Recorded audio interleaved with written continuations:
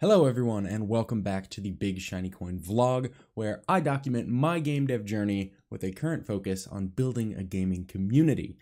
This week on 1 Hour Played, I played Spelunky for the first time ever. That was pretty fun. On the podcast, I talked about games that the internet thinks are underrated. So check those out if those tickle your fancy.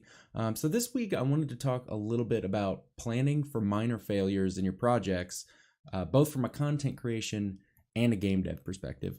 So a while back, I was recording a couple episodes of 1 Hour Played, and one of them was Hyperlight Drifter. And we were recording the episode, and we weren't feeling good. We were like sick and just like grumpy and just like not in a great mood.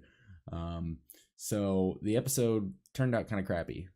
We didn't like the game at all, and I think that's because we weren't feeling great when we played it.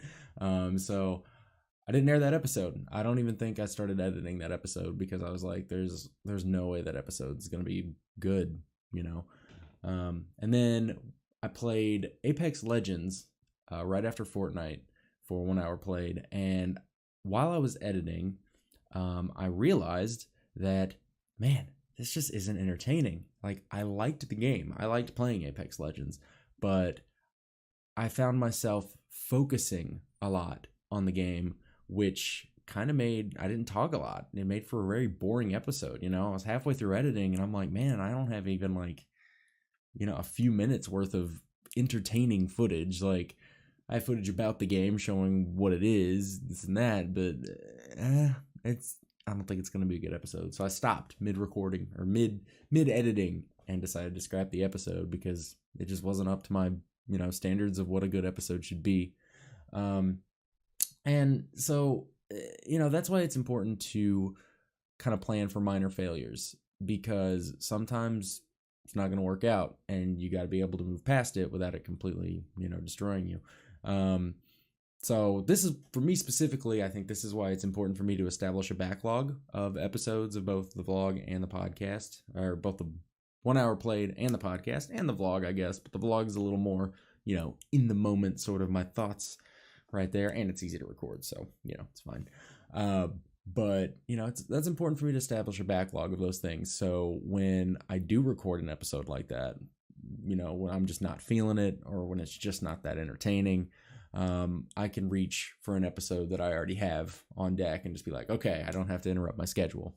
And another thing to note specifically about 1 Hour Played is I can't, the whole theme of the show is that I play a game I've never played for 1 hour. So by nature, I can't re-record them, Once I played Hyperlight Drifter for an hour, I can't just set the camera back and be like, I've never played this game before, because I have. So it just doesn't work.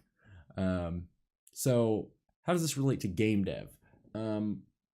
I think that I see a lot of, people who are trying to make their first game that really want to kind of put all their eggs in one basket feature-wise. They're like, oh, this one feature is going to be great. But what if it's not?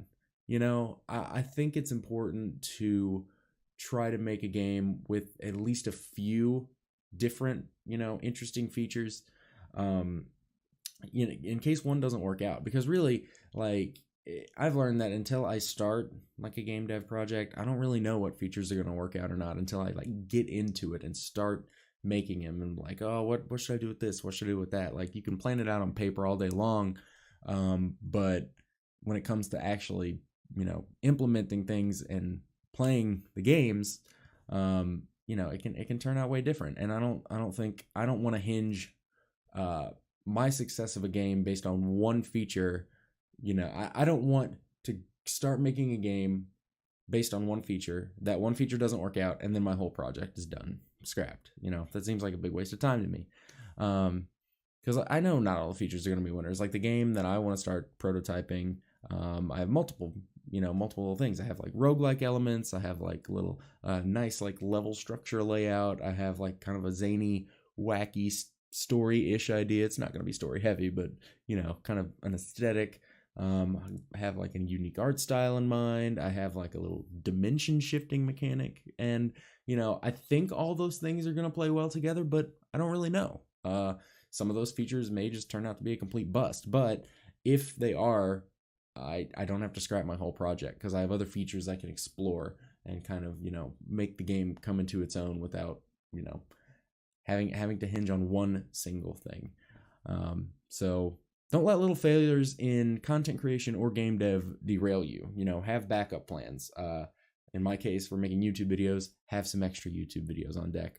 For game dev, make sure you have different options for features in case your one main feature doesn't work out. So that's all I have for this week. Thanks for tuning in. If you like this, show, how these kind of off the cuff vlog episodes, then subscribe to my YouTube channel. Check out 1 Hour Played and the podcast. I've been putting quite a bit of work into those, trying to keep them on schedule like I've talked about in previous episodes. And I did this week. I released all 3 things this week, which is better than I did last week. So I'm not getting derailed by 1 week of failure. But until next week, peace.